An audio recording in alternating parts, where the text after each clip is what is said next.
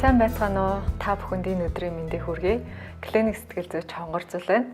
Өнөөдөр та бүхэндээ хүүхдийнхээ EQ-г хэрхэн хөгжүүлэх вэ гэдэгтэй холбоотой зөвлөгөө мэдээллийг хүргэхээр бэлтгэлээ. EQ хөгжил гэж юу хэлдэг вэ гэхээр сэтгэл хөдлөлийн чадвар чадамжийг хэлдэг байна. За Аз хүмүүсийн хувьд, ялангуяа монголчуудын хувьд сэтгэл хөдлөлөө анзаараад үүнийг илэрхийлнэ гэдэг маань магадгүй шин содон зүйл юм шиг санагдчихэж болох юм. Бид нар жишээлбэл бие биентэйгээ мэдчилэхдээ сайн байна уу, та сайн уу гэж бол асуудаг. Хариуд нь бид нар сайн байна гэж хэлдэг. Түүнээс бус муу байна гэж нэг хариулдаггүй те. Саяхан би voice нэвтрүүлгийг үзэж байхдаа бас нэгэн зүйлийг анзаарсан байгаа. Тухайн тэнцээгүй гэсэн хариуг сонссон оролцогч тухайн үед мэдээж маш их гунигтай, урам хугарсан байдалтайгаар гарч ирээд ойлгох үед нь хүлээж авч исэн гэр бүлийнхэн найз нөхөд болохоор битгий уйл юм нэгээр дуусахгүй эсвэл энэ баярын нулимс бидтэй гих мэтчлэн хариу үйлдэлүүдийг хийж исэн байгаа. Тэгэхээр бидний амьдралд үргэлж баяр хөөртэй өөдрөг тийм үйл явдлууд тохиолдохгүй. Бидний амьдрал заримдаа зовлонтой хүнд хэцүү үеуд мэдээж гарч ирнэ. Тэр болгон дээр бид нар гуниглах, урам хугарах ийм үеуд мэдээж гарч ирдэг байгаа тийм ээ. Тэгэхээр бид нар яг альва нөхцөл байдалд надад төрж байгаа тэр сэтгэл хөдлөл мэдрэмжээ таньж мэдээд үүнийг яг тэр байгаагаар нь илэрхийлж гарах нь EQ-гийн хөгжилд маш чухал гэж үздэг. Тийм учраас эцэг эхчүүд хүүхдүүдээ багаас нь сэтгэл хөдлөлийн таньж мэдээд яг тэр төрж байгаа сэтгэл хөдлөл мэдрэмжийг нь байгаагаар нь гаргана гэдэг нь чухал байдаг. Тийм учраас эцэг эхчүүд маань хүүхдүүддээ EQ-г хэрхэн хөгжүүлэх вэ гэдэг тал дээр дараах 3 алхмыг хэрэгжүүлээд үзээрэй. За нэгдүгээрт нь болохоор харах буюу ажиглах.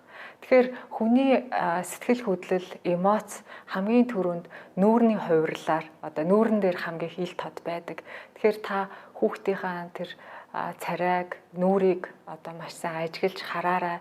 Ямар сэтгэл хөдлөл тухайн хүүхдэд илэрч байна гэдгийг ажиглаж харах тийм цагийг гаргаарай гэж хүсэж байна. Тэгээ бид нар бас хэлдэг шүү дээ. Нүд болвол ерөөсөө хүний сэтгэлийг харах тойл гэж тийм ээ. Тэгэхээр та хүүхдийнхаа нүдийг ажиглаж бас нүд рүү хэцэлж хараад гунигтай байна уу? Ямар нэгэн юмнаас айж санаа зовсон байна уу? Сэтгэлээр унсан байна уу? Сэтгэл дундуур байна уу? Гэх мэтчлэн тэр сэтгэл хөдлөл мэдрэмжийг нь аль болохоор анзаарч харахыг хичээгээрэй. За хоёрт нь гэх юм бол сонсох. За тэгээд тухайн хүүхдэд төрж байгаа тэр сэтгэл хөдлөл мэдрэмжийг өөрөө сонсно гэдэг маань маш чухал байдаг. Тэгэхээр бидний хувьд сонсно гэдэг маань ерөөсөө өөрийгөө нэг түвшинд авчрахыг хэлж байгаа.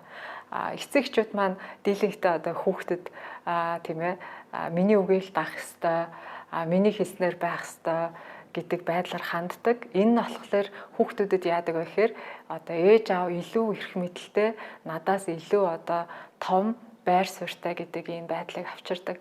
Харин яг хүүхдээ ойлгож сонсноо гэдэг маань та өөрийгөө яг тэдний түвшинд авчирж байна гэж үзэж болно тийм ээ. Тэгэхээр яг тэдний түвшинд та өөрийгөө авчираад хүүхдийгээ сонсох яг ялангуяа тэр сэтгэл хөдлөл мэдрэмжийг нь сонсох цагийг гаргаарай. Тэгэхээр бас нэг чухал зүйл ойлгох ёстой чухал зүйл юу вэ гэхээр дэггүй ямарваа нэгэн үйлдэлийн цаана илэрхийлэгдээгүй сэтгэл хөдлөл байдаг. За энэ дээр би та бүхэн нэг жишээ ярих гэж бодож байна.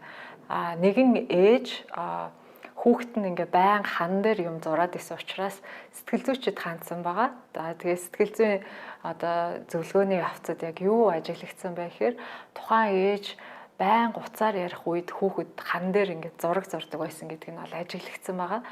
За тэгээд тухайн хүүхдийг ээж нь анхаарч цаг гаргаж сонсохгүй байсан учраас хүүхэд дэггүй болохгүй ямар нэгэн тэр зан үйлийг хийснээрээ одоо ээжийнхээ анхаарлыг татахыг хичээсэн байна. Тийм учраас та бүхэн хүүхэддээ сонсож хүүхэдтэй ярилцах цагийг өдөр тутамдаа гаргах нь одоо маш чухал байдаг.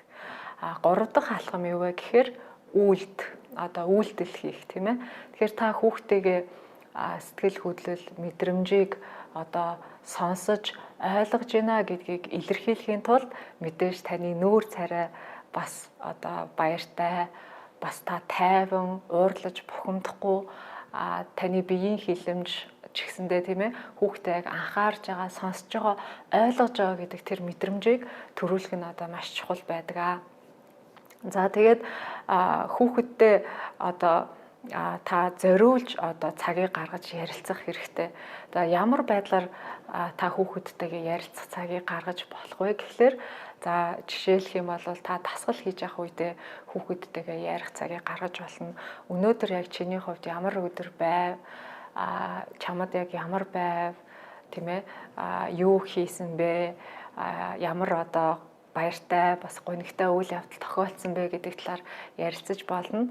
Эсвэл одоо том одоо хүүхдүүдтэй хамт кофе шоп орох, за хамтдаа хоол идэх 7 ногтой нэг удаа тийм ээ. Эсвэл одоо дэлгүүр хамт явахдаа бас машин дотор явж байхдаа бас одоо ярилцах тийм цагуудыг бас гаргаж болно.